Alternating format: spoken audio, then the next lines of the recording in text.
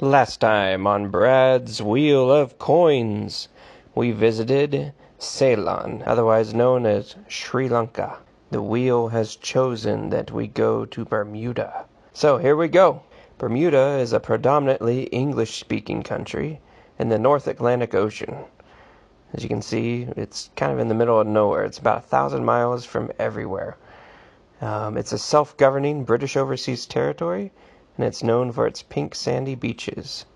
Bermuda has 181 islands, and the biggest island is named the main island.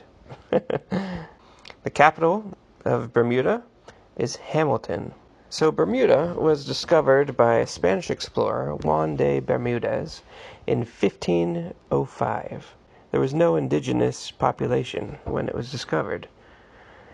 And both the Spanish and the Portuguese, after this, used the island as a replenishing station for fresh meat and for water. Now, the fresh meat was some wild hogs, which are rumored to have been left by some Spanish sailors at one point in time. They populated the island. So stories arose about spirits and devils in this area, and likely it was because of the noises of the native birds and the wild hogs. And if you combine that with the crazy storms and the dangerous reefs around Bermuda, it's no wonder that this was named the Isle of the Devils. So neither the Spanish nor the Portuguese attempted to settle these islands. And along came the British in 1609. The flagship of the Virginia Company veered off course by a hurricane and shipwrecked on these islands. Everyone survived, including a dog, actually. And they stayed on the island for what seems to be weeks or months. And then they got ready to leave, but 3 people refused. 2 or 3 years later, of course, the British authorities came and arrested them. So, while the British were here, they called them the Sommer Islands, Sommer. And it is rumored that the play The Tempest has some basis on accounts from the shipwreck of when the British sailors were marooned there. In about 1612, so the 2 or 3 years later, whenever they came after those that were arrested, they brought ships with immigrants and began to colonize. So this colonization required some money, and this is where we get the famous hog money of Bermuda. And this was distributed around 1615 to 1624. And we've got the 12 pence, the 6 pence, the 3 pence, and the 2 pence. And there was little or no silver in these coins. It was mostly tin, but these compositions were very different. The coinage here, it was illegal to remove them from the islands because there was a shortage of currency. And as we said before, it's thousands of miles away from anywhere, so it's tough to get coinage there. So it was illegal to remove it from the islands. And there's a lot of debate going around on whether or not the hog money was minted in Bermuda or if it was minted in the UK. Anyways, this hog money is quite valuable. The 12 pence has sold as high as $258,000. And it's composed of 77% copper and 22% tin. The 6 pence sold for as high as $129,000. And that has 81% copper and 16% tin. And there's only 40... There's less than 40 that have survived. Now the 3 pence is even rarer. There's only 10 of them, or less. And the 3 pence has sold for as high as $205,000. And it has a higher copper percentage than the other ones. It's 97% copper and 1% tin.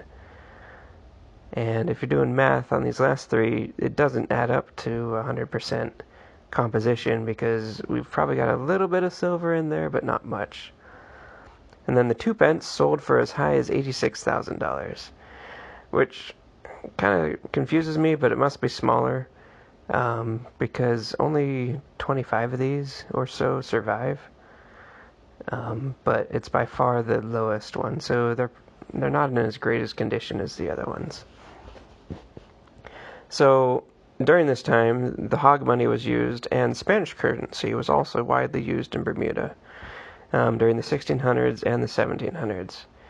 And then, so in the 1700s, British started making some more coinage. And like right here, this is a 1700 halfpenny. And it had a ship on the back, which showed the importance of shipping to the Bermudan economy.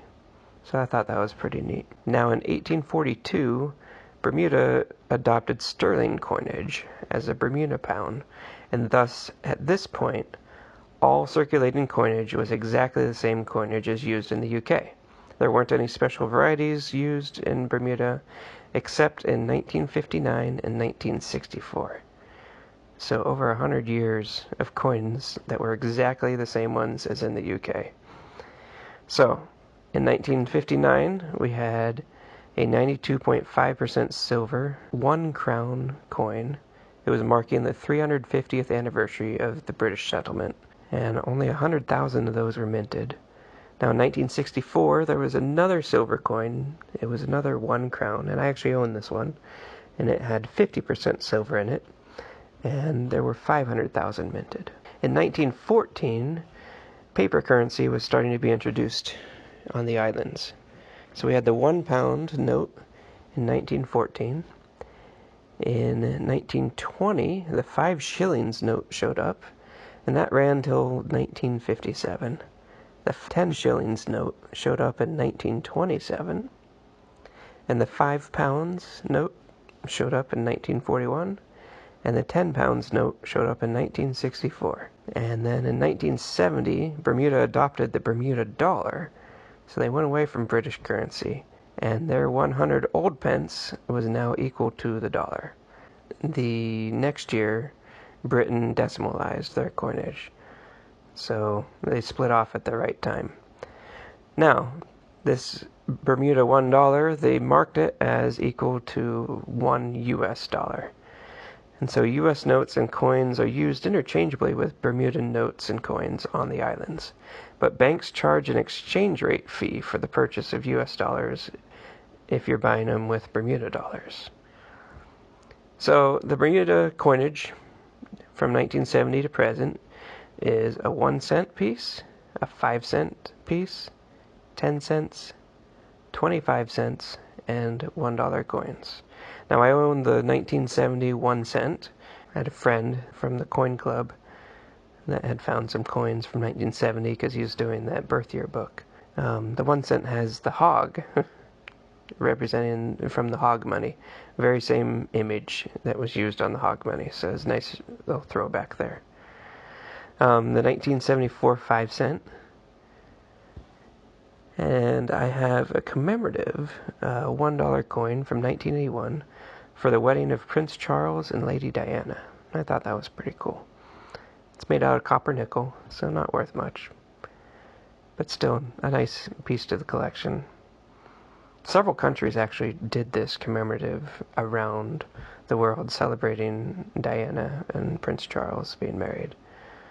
That's because of the British influence with all the different territories all over the world. So, in 1994, I have the 10 cent as well.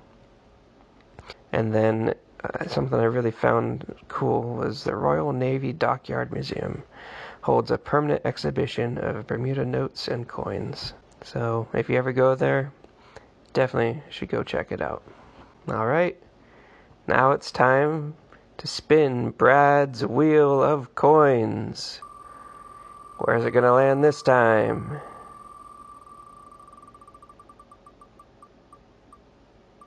It looks like Sudan.